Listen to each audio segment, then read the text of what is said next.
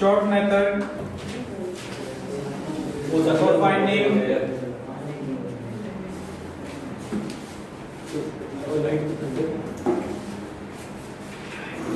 particular integral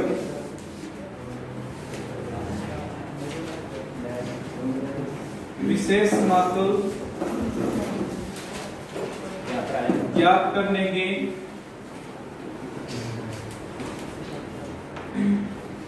लघु विधि यहां हम विशेष मात्रा को ज्ञात करने के लिए एक शॉर्टकट मेथड करने वाले हैं, जिनमें सबसे पहला पार्ट हमारे पास आता है कि अगर कोई भी क्वेश्चन में पीआई इस रूप में प्राप्त हो जाए e की power ax upon function of d। यहाँ फंक्शन ऑफ d का मतलब है जैसे कोई भी अवकल समीकरण इस रूप में परिभाषित हो रही है इंटू y बराबर e की घात 5x। CF तो निकाल ही सकते हैं, PI ज्ञात करेंगे तो PI इसका ये बनेगा e की पावर 5x बटे में d square plus 5d plus 6 के रूप में। जो व्यापक विधि थी वो तो ये कहती है कि इसके गुणनखंड कीजिए, फिर उसको अलग अलग कीजिए और फिर उसके लिए समाकलन का नियम लगाइए। लेकिन इसकी एक शॉर्टकट मेथड बनाया गया है, उस शॉर्टकट मेथड से 2 लाइनों में इस क्वेश्चन का आंसर लिख सकते हैं।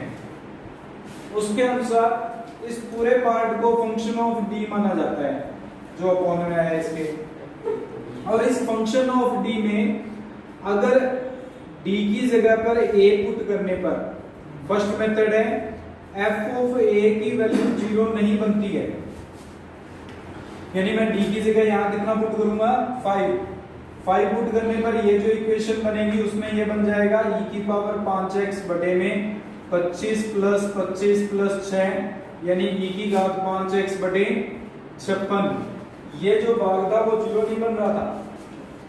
अगर ये भाग 0 नहीं बन रहा तो ये pi आ गया, आपको और कुछ सॉल्व करने की जरूरत नहीं है। और अगर ये 0 बनता है तो उसकी दूसरी विधि होगी, तो इसमें हम pi को डायरेक्ट लिखेंगे कि e की पावर ax बटे f ऑफ a जो pi को व्यक्त करेगा। सेकंड मेथड इसका कि अगर f ऑफ a की वैल्यू 0 बन जाती है, अगर f ऑफ a की वैल्यू 0 बन जाएगी तो उस स्थिति में इसको हल करने के लिए यहाँ पे pi का एक फॉर्मूला है जो हम उपयोग में लेंगे। सबसे पहले इसके गुणनखंड किए जाएंगे, क्योंकि d की जगह a रखने पर 0 बन रहा है, इसका मतलब d माइनस a उसका फैक्टर जरूर होगा। किसी भी फलन के अंदर मान लो fx दिया हुआ है, उसमें x की जगह पर 1 पुट करने पर f ऑफ 1 0 बनता है, तो इसका अर्थ यह हो गया कि x माइनस 1 उसका एक गुणनखंड होता है। यही नियम यहाँ लागू हो रहा है कि अगर हम x की जगह d की जगह a पुट करते हैं तो इसका मतलब d माइनस a उसका गुणनखंड जरूर होगा, फैक्टर जरूर होगा। और अगर d माइनस a उसका फैक्टर है तो इस तरह के कितने फैक्टर बनते हैं हम गुणनखंड करके ज्ञात करेंगे, फैक्टराइज करके ज्ञात करेंगे। मान लो हमारे पास इसके r गुणनखंड बन जाते हैं, बाकी जो भी बचता है वो d का एक फलन बच जाता है। तो इस d में a इस मान में रखने के कारण 0 बन रहा था, इसमें रखने के कारण 0 नहीं बनेगा। फिर उस स्थिति में अगर इसमें 0 रखने के कारण नहीं बनता तो इसको हम e की पावर ax बटे फाई ऑफ a लिख देंगे, इस d की जगह वापस a प्रतिस्थापित कर देंगे, और इस d माइनस a की पावर r के लिए हम इसको परिभाषित कर देंगे x की पावर r बटे फैक्टोरियल r। ये फार्मूला होगा हमारे पास किसी भी pi ज्ञात करने के लिए जब e की घात में ax हो। तो उदाहरण के लिए मान लो आपके पास ये है pi बराबर e की पावर x बटे x cube minus a d cube minus a। यहां e की पावर में x का गुणांक जो बन रहा है वो कितना है 1। अगर मैं f ऑफ d यानी d क्यूब माइनस 1 में एफ ऑफ 1 रख देता हूं तो ये बन जाएगा 1 का क्यूब माइनस 1 यानी 0। दूसरी स्थिति बन गई। अगर दूसरी स्थिति बन गई तो इस d क्यूब माइनस 1 के गुणनखंड करेंगे और उस गुणनखंड में एक गुणनखंड d माइनस 1 जरूर आएगा। कौन सा आएगा? d minus 1। अब आप उस d माइनस 1 का बार दे लीजिए d क्यूब माइनस 1 में, b स्क्वायर पर जाएगा। अगर सीधे से सूत्र पता है a cube minus b cube का तो वो लगा सकते हो, अगर सूत्र नहीं पता तो उसके अनुसार आगे हल कर सकते हैं। भाग देंगे, ये बनेगा d cube minus d square, ये कट जाएगा d square minus 1 minus d plus d square minus d minus plus, ये कट जाएगा d minus 1 plus 1 d minus 1 minus plus, ये भी कट गया, ये भी कट गया, कुछ भी नहीं बचा। इसका मतलब f ऑफ d के क्या गुणनखंड हो गए हमारे पास? d माइनस 1 और d square plus d plus 1।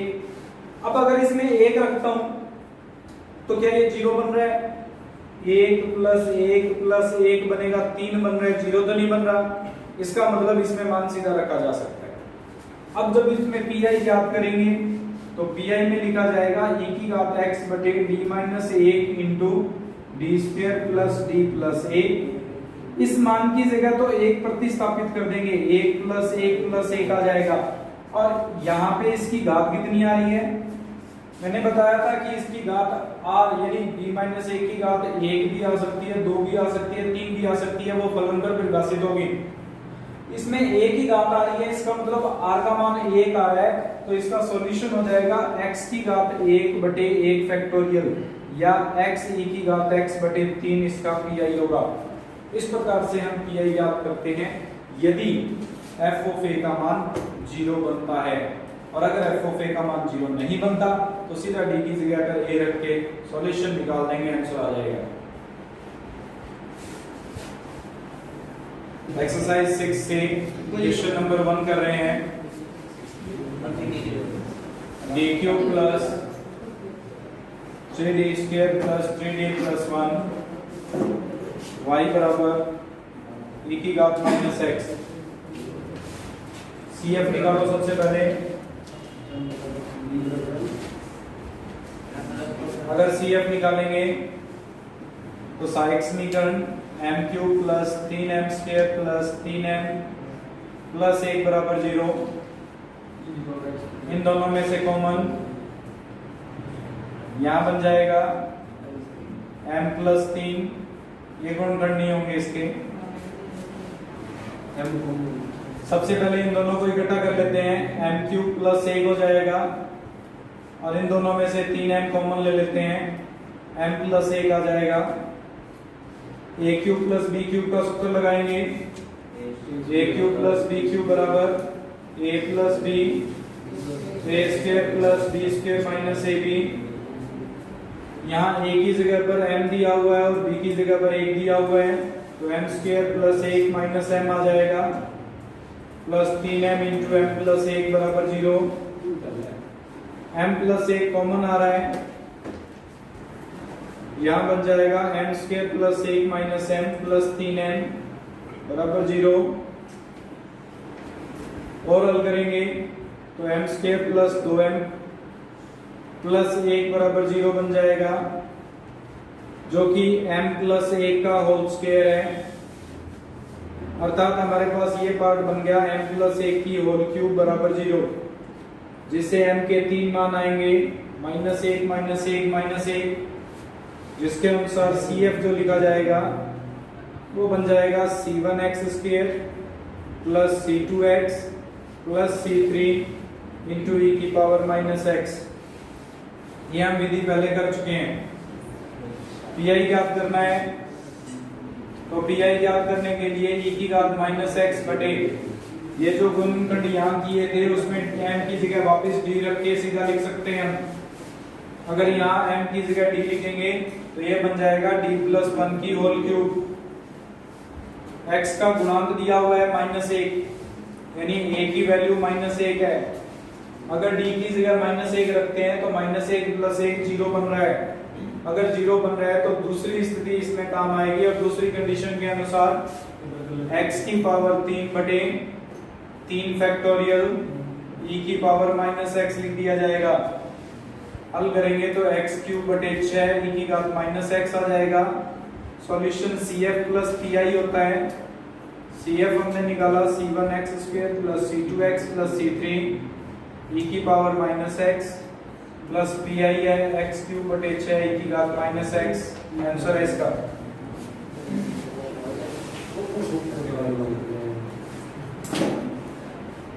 Minus 3d plus 2 y बराबर e की पावर x है। CF निकालते हैं सबसे पहले। m square minus 3m plus 2 बराबर 0। गुणनखंड हो जाएंगे m माइनस 1 और m माइनस 2 बराबर 0। इससे m के मान आ जाएंगे 1 और 2। CF हो जाएगा आपके पास C1 e की power x plus C2 e की पावर माइनस x तो प्लस 2x। PI निकालेंगे e की पावर x बटे d माइनस 1 और d माइनस 2 रखा जाएगा। यहां पर सिर्फ इस स्टेप के कारण 0 बन रहा है, क्योंकि x का गुणांक 1 है। अगर d की जगह 1 रखेंगे तो ये स्टेप 0 बनाएगा।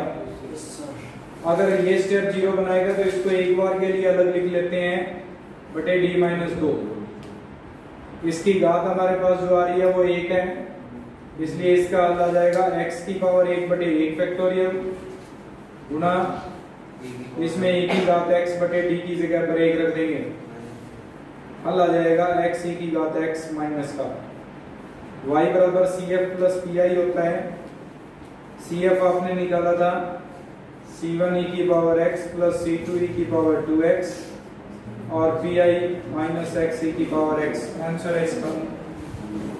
कुछ इसी प्रकार से हम एक और सवाल बता रहा हूं इसका। सवाल number 5, d cube minus 1y बराबर e की पावर x प्लस 1 का होल स्क्वायर। CF निकालते हैं d क्यूब माइनस 1 बराबर 0, m क्यूब माइनस 1 बराबर 0, m minus 1 m square plus m plus 1 बराबर 0। गुणनखंड किए हमने a cube minus b cube के सूत्र से। एक तो m का मान 1 आ जाएगा और ये एक द्विघात समीकरण है। द्विघात समीकरण का हल b स्क्वायर माइनस 4ac वाली विधि से हम हल करेंगे। श्रीधराचार्य विधि कहते हैं जिसे। ये अंडर रूट 3 आइटा बन जाएगा बटे में 2। CF आ जाएगा इसका C1 e की पावर x प्लस e की power minus x by 2 C2 cos under root 3 बटे 2x plus C3 sine under root 3 बटे 2x। PI याद करेंगे e की पावर x प्लस 1 का होल स्क्वायर बटे d minus 1 d square plus d plus 1। इसका वर्ग खोल लेते हैं और वर्ग खोलने के बाद में अलग अलग हल कर लेते हैं। अगर इसका वर्ग करेंगे तो e की पावर 2x बटे में d minus 1 d square plus d plus 1 plus 2e की पावर x बटे d minus 1 d square plus d plus 1 plus 1 बटे d minus 1 d square plus d plus 1। कोई डाउट इसमें? यहाँ d की जगह पर 2 रखेंगे। 2 रखने पर ये बनता है e की घात 2x बटे 2 माइनस 1 4 प्लस 2 प्लस 1 2 e की घात x बटे, अगर मैं यहाँ d की जगह पर 1 रख दूं तो 1 माइनस 1 0 बन रहा है और इस 0 की घात कितनी आ रही है? यहाँ पे 1 है। अगर 1 है तो इसको हल करने की विधि थी x की घात 1 बटे 1 फैक्टोरियल। यहाँ पे अगर d की जगह 1 रख दें तो ये बन जाएगा 1 प्लस 1 प्लस 1 प्लस इस एक को लिखा जा सकता है e की पावर 0x, e की पावर 0x किसी की घात 0 1 होती है। अगर 0x लिखेंगे तो d की जगह पर 0 प्रतिस्थापित करना है। अगर d की जगह पर 0 प्रतिस्थापित करेंगे तो यह बन जाएगा 0 + 1। व्यवस्थित करके लिख दो इसको, e की घात 2x बटे 7 प्लस 2x e की घात x बटे 3 प्लस माइनस का हो जाएगा 0 - 1 करेंगे, माइनस का आएगा 1, e की घात 0x 1 हो जाएगा, बटे में 1 आ रहा है।